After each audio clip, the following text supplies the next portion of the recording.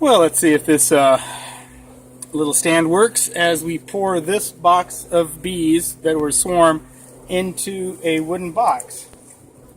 So I've let them fly and relax for a little bit. I'm going to pick the bees up. That's a lot of bees. They're very heavy. It was a big swarm. This was the one out in Scappoose that was so hard to get. This is the blanket. This black sheet was the little sheet that I got them home in. I'm really enjoying putting swarms in cloth because it gives me a chance to relax. Here's my bottom board. I'm going to put it down there. I'm going to grab some dandelion and some mint. Be right back.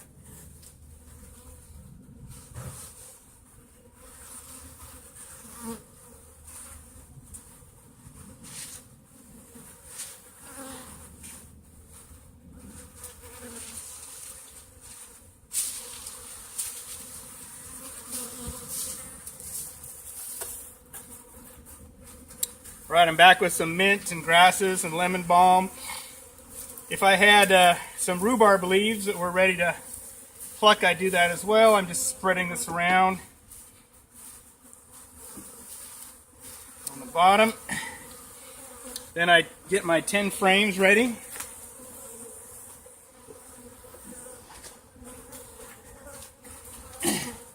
The way I've got this arranged is on the outer edges I've put plastic that's drawn out, and then every other frame is blank. So I have a blank and then a fully drawn piece of comb, and then another blank and then another fully drawn piece of comb. So I just alternate between blank and drawn comb so that in the blank sections they'll fill it out with brand new comb, which is what they want.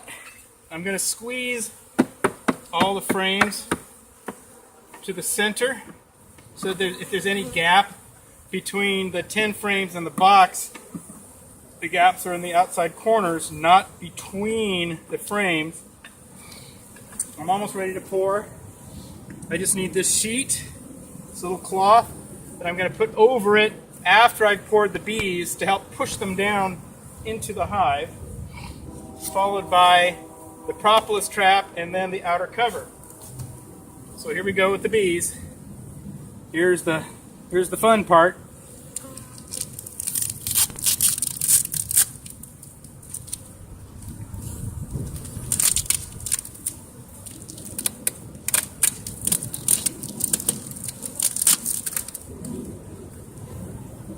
And they should be fairly happy because I've given them a chance to fly for a while.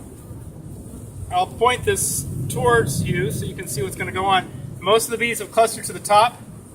There might be some that hang on the walls, but almost all of them, as you can see, are on the top of the box.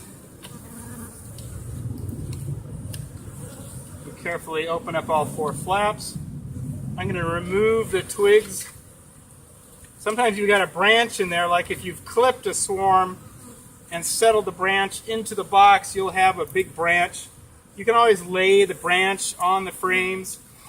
You can even set a second box on top if you need to as a spacer. Now what I want to do is I want to slowly tip the box. I'm going to try and get as many of the bees right in the box as possible. That's a lot of bees. And then, so that they fly less and go down more, I immediately put the sheet on top. I've got a bunch of bees to scoop on the outside to try and get them to go in rather than over the wrong edge. So you can just scoop these bees in, get them to the inside of the box. They'll automatically want to go down on in. And they really hum, as you can hear. Perhaps even they might even be picking it up there.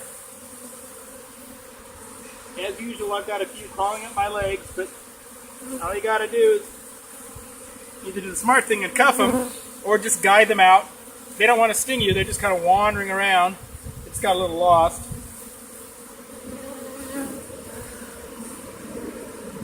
And then we let the bees settle on in, and you can feel when they're all gone in. So I can feel them right now. They're in already. They've all gone down into the hive. Then you just pick up the sheet cloth,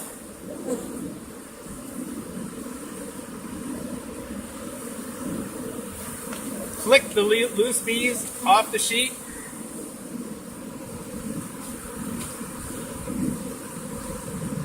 take your handy bee brush,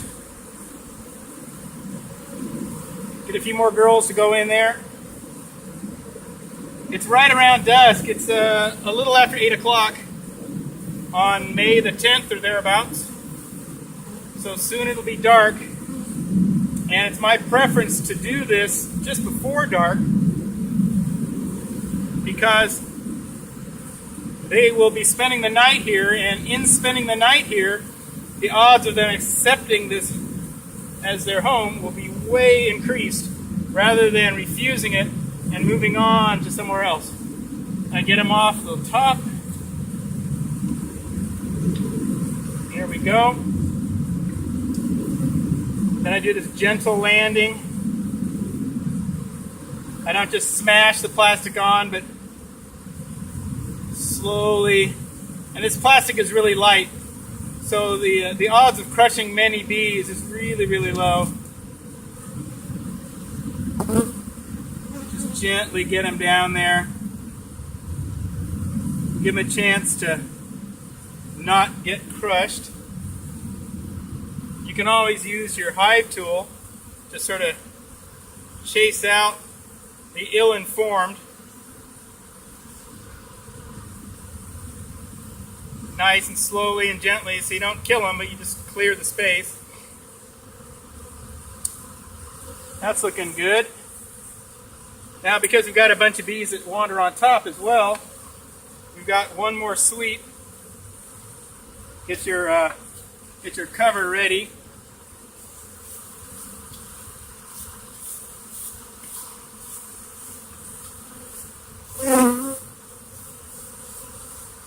Sneak on in there, and hopefully we've just killed one or two and not, well, hopefully we've killed none, but that was poorly put. But you want to kill as few as possible. So that's how you box a swarm. And then you can just leave the box, if there's any left, you can leave the box beside the hive, and the ones that are still in the cardboard box can find their way home. Thanks for watching. Subscribe to Urban Bees and Gardens. Thanks, folks.